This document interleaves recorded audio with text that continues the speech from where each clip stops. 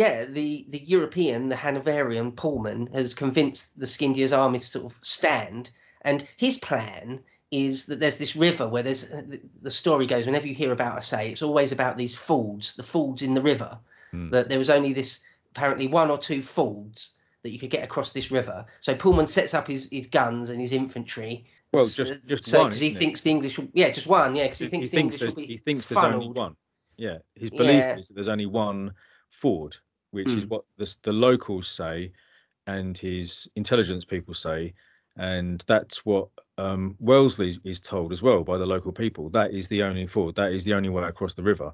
So Pullman's entire strategy, or his tactics for that battle, were based on that piece of information, right? Like that's where the British have to cross. So that's how Pullman sets up his army.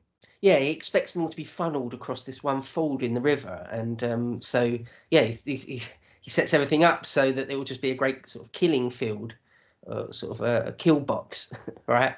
But Wellesley is riding ahead of the English, of his column of the British army, and he immediately recognises that that's silly, or that's what's going on, that's what's in the mind of the enemy commander, and so he's not going to do that.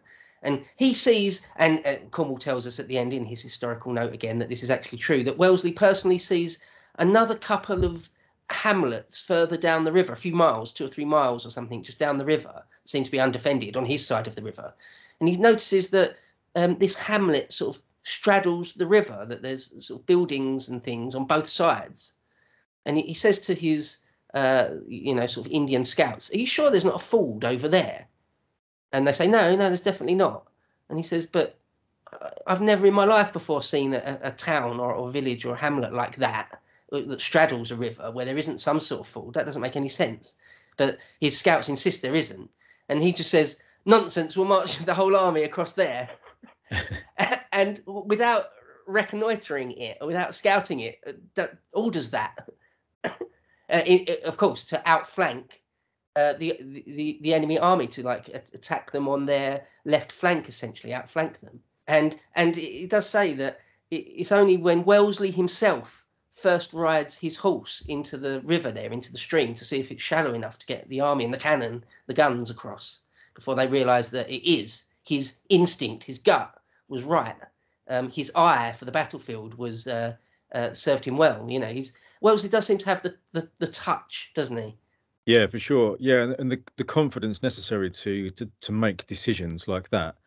But yeah, I think his reading of the landscape is pretty much maybe his most genius battlefield trait, really, because he does it repeatedly through the Peninsular campaign. But yeah, I mean, this is because you rely on your local experts, right? You rely on your local scouts to give you the information, because you just don't know. You've got no idea, right? So you have to rely on their word.